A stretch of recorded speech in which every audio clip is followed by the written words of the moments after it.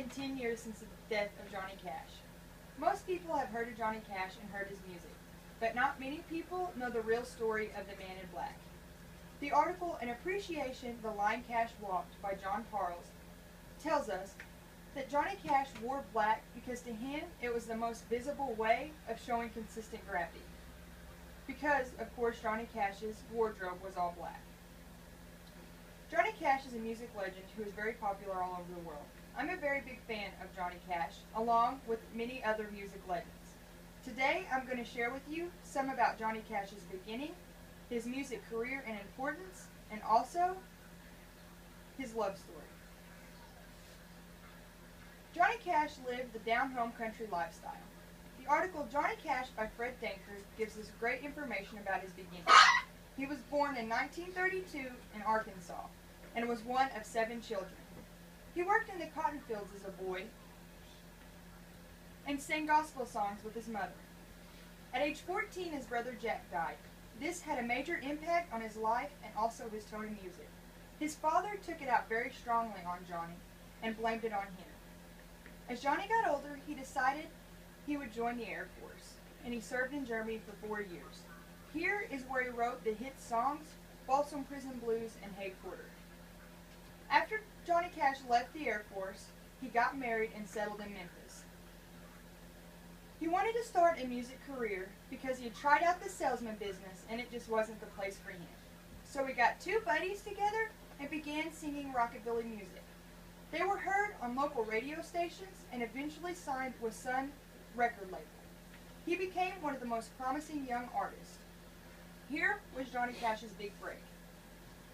The article Johnny Cash by Fred Denker also goes on to tell us great information about his music career.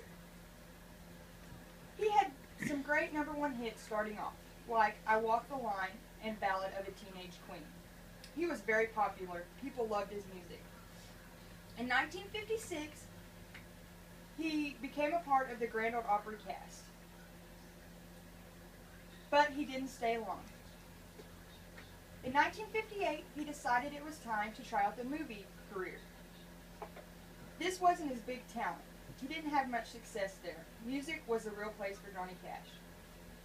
Then he decided he'd sign with Columbia Records in 1958.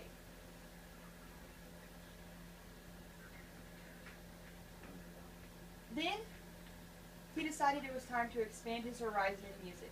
He'd always sang folk songs and wanted to try out songs like cowboy songs and gospel songs and also spiritual songs.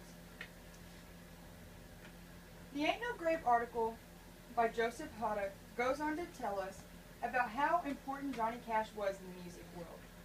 He opened so many doors for country music artists. He showed them that it was okay to break the boundaries and play music your own way. It was the only way to make music your own. Because Johnny Cash definitely did. But he also cared about what people thought of his music. He'd call up his friends and want to know what they thought. He had great friends in the music business, like Willie Nelson and Sheryl Crow. But of course, everyone knows a good woman fits into a good man's life, and his wife, June Carter, did. The Johnny and June article by Bob Paxman tells us great information about his love story. The couple first met in 1956. Johnny was married at the time, but she wasn't his true love. They had 4 beautiful children and eventually got divorced. When the 2 first met, Johnny and June, it was an instant attraction. But June was scared. She knew Johnny's reputation. She wrote the song Ring of Fire to express her feelings about Johnny. This eventually became one of his #1 hits. Johnny Cash struggled very strongly with drug and alcohol abuse. At one point, he claimed to be a walking vision of death. The pills and amphetamines had taken over his life so strongly. It could have easily taken his life or his career away from him.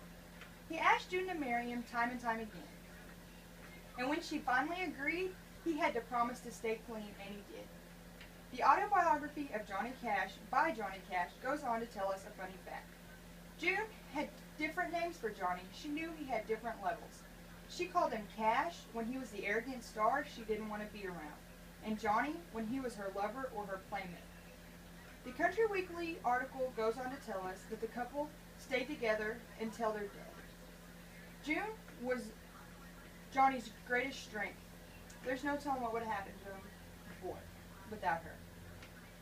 June died in May of 2003 from heart failure, and friends knew that heartbroken Johnny wouldn't last long. He died in September of 2003. Here's a picture of Johnny and June singing at the Grand Ole Opry. Even though the couple's life wasn't all glamour, they lived happily ever after.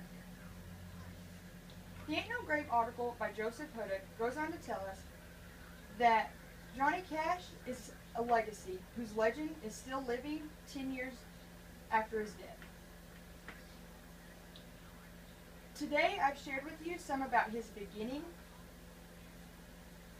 his love of music, and his career and importance, and also his love story. The man may be dead physically, but the man in black will live forever.